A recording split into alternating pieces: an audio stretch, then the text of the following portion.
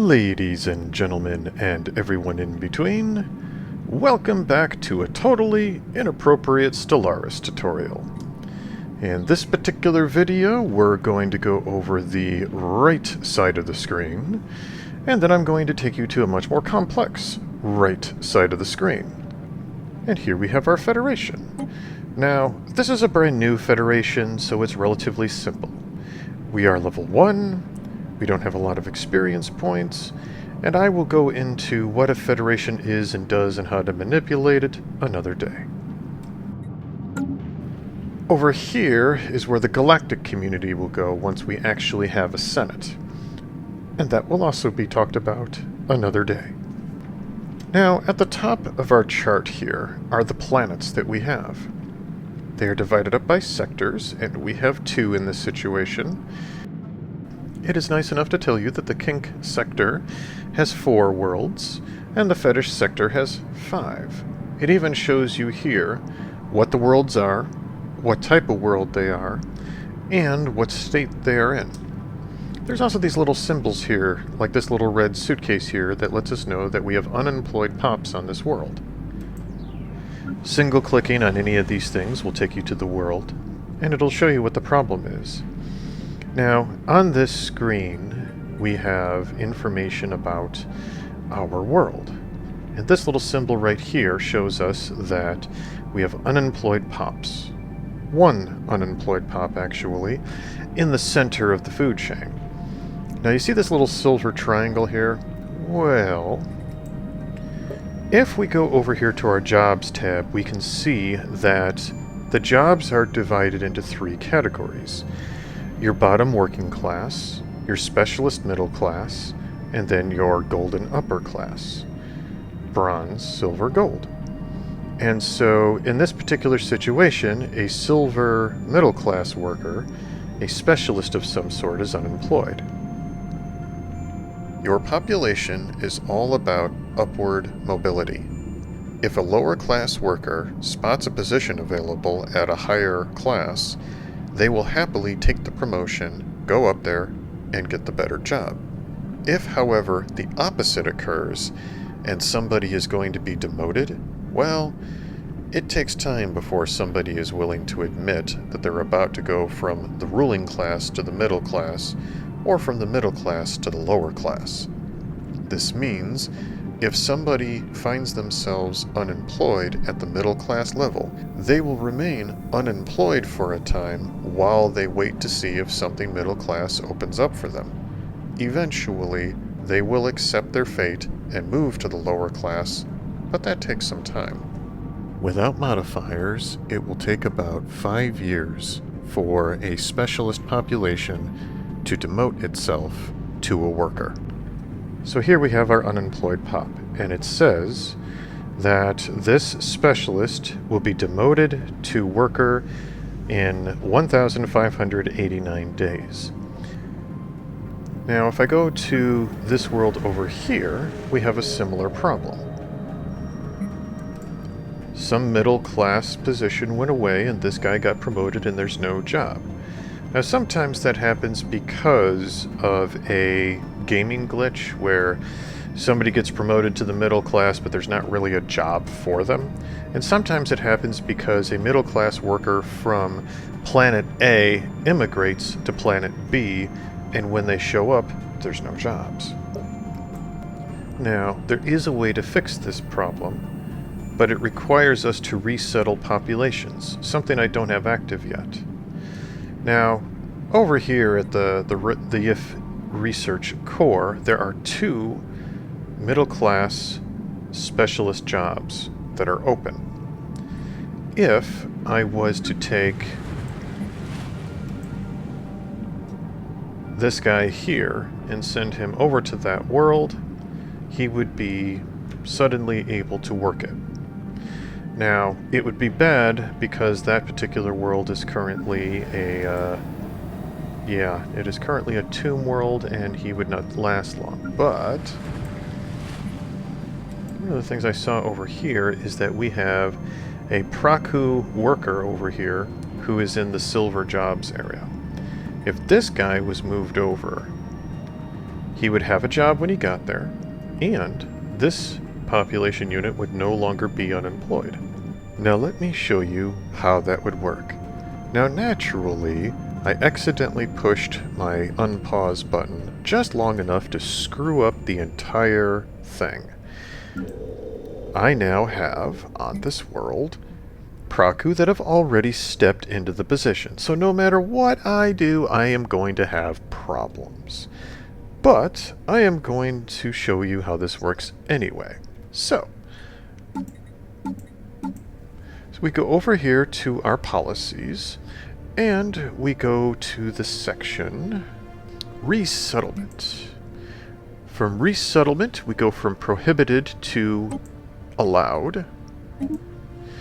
And now, the government can tell its population, no, in fact, you're not allowed to live there. Get in amongst your own kind. So, over here, I go over here to my Praku worker. I go to Resettle. I am going to resettle this Praku worker from Hydrosexual to Lithophilia. And so we go from this world to this world. I go down to the population that I want to move over. I press this little button here, and as you see, it will cost me 150 energy to move this population unit over. This is, after all, probably a few million people that are getting moved. So here I go. Boom. He is now over on this world. Once again, he is unemployed because I have made the absolutely magnificently terrible misclick of passing time. So this actually got filled in while I was busy blinking. Had I done this correctly, this character, this population unit, would have moved over here, assumed the medical worker job, and we would now not have any problems whatsoever. But because I misclicked, that is no longer the case. I have just moved the population, the unemployment, to another world. This world, Hydrosexual, now no longer has any unemployment, but this world does. So what's happened over here? Now we have everything full, and if another specialist unit appears, we will then have the ability to fill that job instantly. But as we can see over here, it's going to take some time for that to happen. Now, on the right-hand side here, the factions are at the bottom. You have a little blurb right here that shows you what the factions are, what they're called, and little bits and pieces about them. But by clicking on any of the factions, the actual window appears. And like I said, the effect of pleasing a faction is this is the amount of influence they have to distribute. I always double-click this in order to put them in order by size. So the Xeno Liberty Party has 100% approval rating with me. They have 37 of my populations in their system. And if we look up here, this is a Xenophile ethos, and my Xenophile ethics are 63%. So 63% of my population agrees with this particular political party, which gives them quite a bit of influence to throw at me if I'm a good boy. Now, the other groups are lesser. They have a much smaller percentage of support, a smaller percentage of, well, a smaller amount of people, and they have less influence to throw my way. If at some point in the game they decide to increase the amount of influence these guys have to send your way, this might become a more viable thing, but for right now, it's a whole 2 points of influence total that the factions have amongst themselves to distribute in my direction.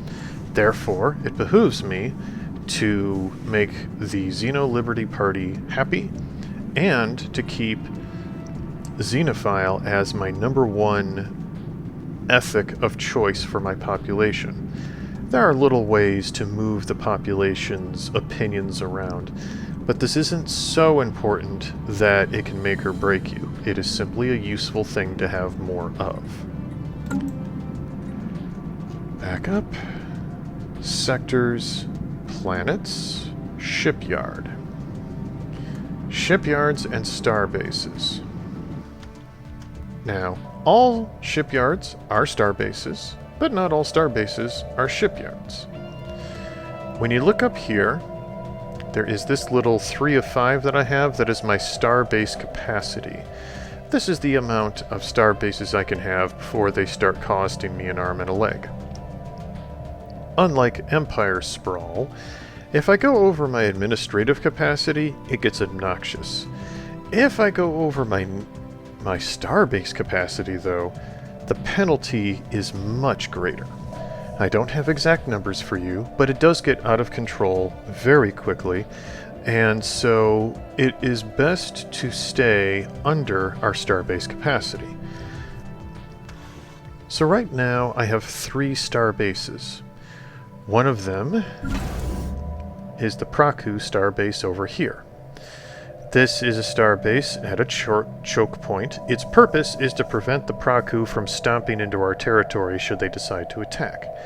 I even called it the Praku starbase so that we know it's by the Praku border. It's a way of organizing things so that it's easy for me to grab a hold of and figure out. As we can see over here, this is a weapons platform with gun batteries and missile batteries and a target uplink system that extends the range of my ship weapons by 50%. If we look at the Urquan station, same thing. This is a star base that is a choke point for the entire eastern quadrant over here, and if the Urquan decide to kick down my door and start getting in my face, I have the Urquan station, who has gun batteries, missiles, and the target uplink system. Once I get the ability to build bigger, better star bases, I will upgrade these into star holds. And here's the star hold. As we can see, this is my research. I am currently researching star holds. It will take 74 months. And once this is complete, I will then set to the task of upgrading my border defense stations.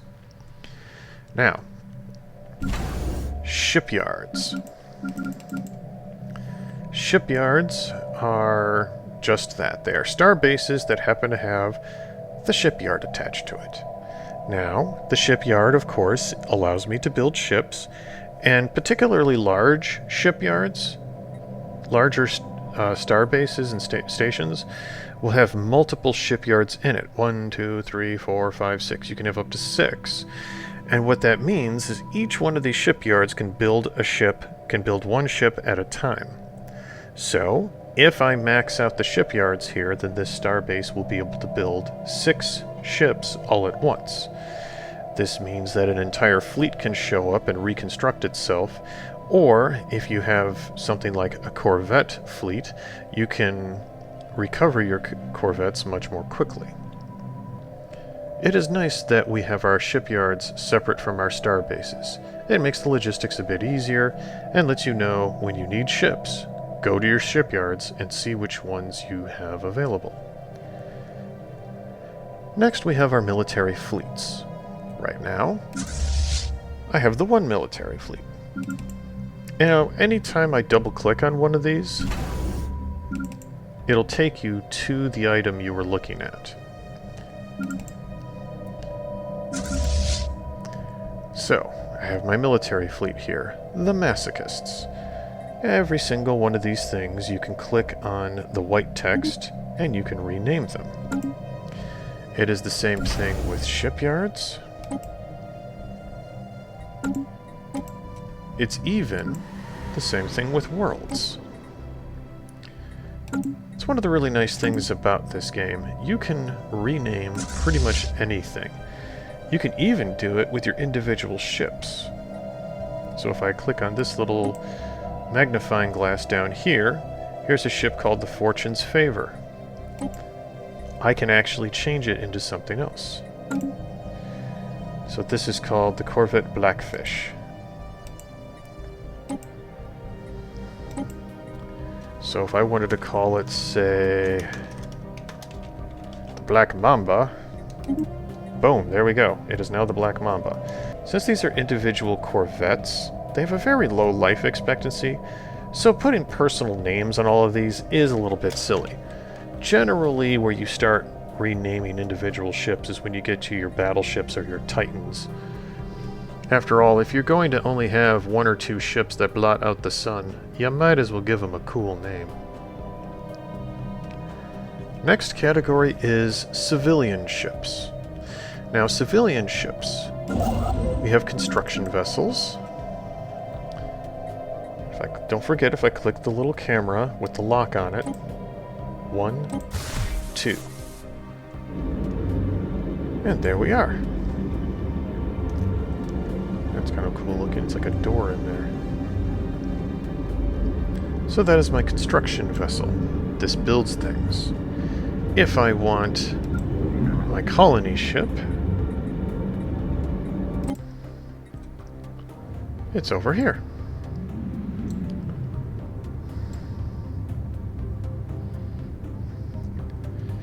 Also, we have science vessels.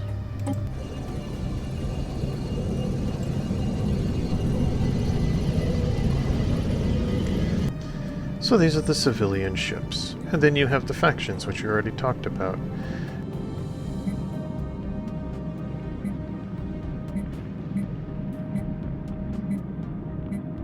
And so as you can see, by clicking on the names, I can actually close the tabs if they're becoming too unwieldy.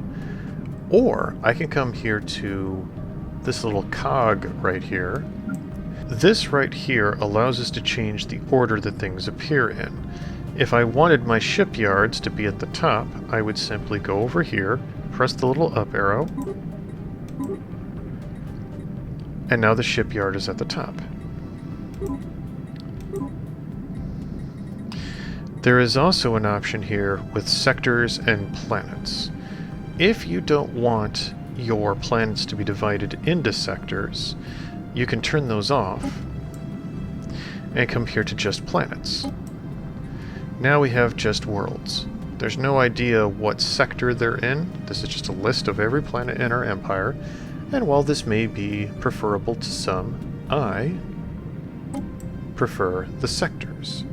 Now, see how I've clicked this? I've got them both turned on. I have the planets on top, then I have the sectors. It's really not very helpful, so I'm going to turn planets off. And now we have just our sector list. And so you can customize this as you would like. You can even show sectors with active focus, and show sectors with no active focus.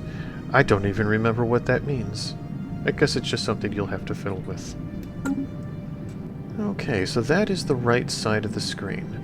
Now let's look at these little doodads down here. Now these buttons are used less often, however, they have everything to do with the main screen. So when you're looking at the main screen, you can see that it's divided up into these color codes. If we look down here, we can see that we can go to the sector map, and now we can see which sectors our territory is divided up into. So you can see which sectors these are divided up into. You can see this is the fetish sector, and this is the kink sector. It's a matter of organization.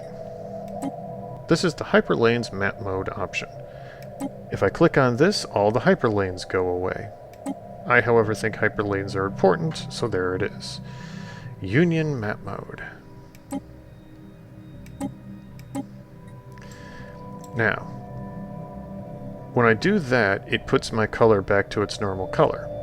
If I put this, I am now purple along with my neighbor, because we're in a federation together. This allows us to, at a glance, be able to figure out who is in bed with who. This becomes a lot more important later in the game when we start getting empires conquering one another. Empire map mode.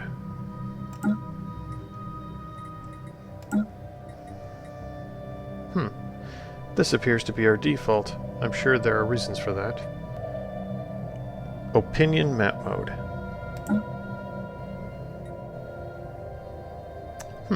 So this is diplomatic relations. This is straight up opinion. Now, opinion is a little bit harder an option. You can have mediocre diplomatic relations with somebody but still have a good opinion of them, and vice versa.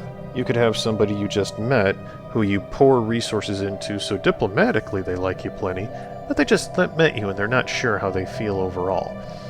Also, the opinion of an empire makes it so that if you annoy somebody, they're less likely to just straight up go to war with you, especially if you've been friends with them for a long time. Now, as you can see, a lot of my neighbors like me quite a bit. The yellow neighbors really don't care, and the red neighbors, well, I'm rivaled with these two guys, so that should be pretty self-explanatory. AI attitude.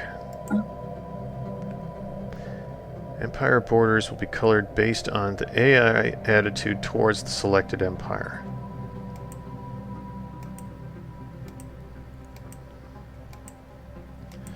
So it's a similar thing. You can kind of see the attitude. The difference between this and some of the other groups is kind of gray. Neighbor map mode. This is literally who my neighbors are. This is who I'm sharing borders with. Border friction only happens with these particular groups. So it shows that even though I am connected by these guys, we don't actually have a border unifying us, so there's no border friction going on. Empire map mode is the default. This is what I recommend you stick at. Next, we're going to go with trade route map mode. This is something that we're going to cover in another video. Trade is something that happens between star bases. As you can see here, we have trade routes between Praku and Kink, and between Urquan and Kink. All roads lead to Rome as it was, and therefore all trade is headed towards your home system. Therefore, you want to make sure that you do have trade routes headed to your system. If you do not, or if you're just curious on how it's working, you can click on a star base, click on trade routes, and you can look at the trade routes based on, how well they're functioning. This is the collection range, this is the protection range, this is the trade protection total. If there's not enough trade protection, we start to get piracy, and then your trade routes will start to diminish as pirates swipe it. This is how you turn trade value into whatever your economy is working towards. If you want to see all the little details all the time, then you can leave that active. I leave it inactive though, so I can tell at a glance which planets I have that still need to have construction done to it, and which planets are good to go. Click to quickly navigate the camera to where our home system is. So this button just takes you straight to your home system. Then there's search. Now, the search function is really, really nice.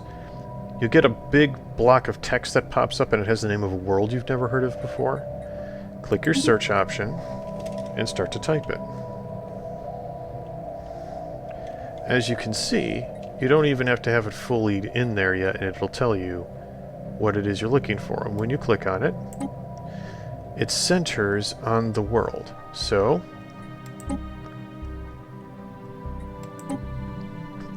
there we go. There's the world that we were looking for. What about this one? Ah, there it is over here. It's best to be a little bit zoomed in when you do this. That way it actually takes you and centers straight over it. Then you can zoom out a little bit and see where in the galaxy it's located. Multiplayer chat, don't worry about that. Help options. This is something for the internet. If I want this, I go to the internet and I look it up. I typically don't look at it in my in-game browser. And then the main menu. So there you have it. There is the right side of the screen. I hope that this was useful for you, and hopefully this will help you in traveling amongst the stars. See you out there.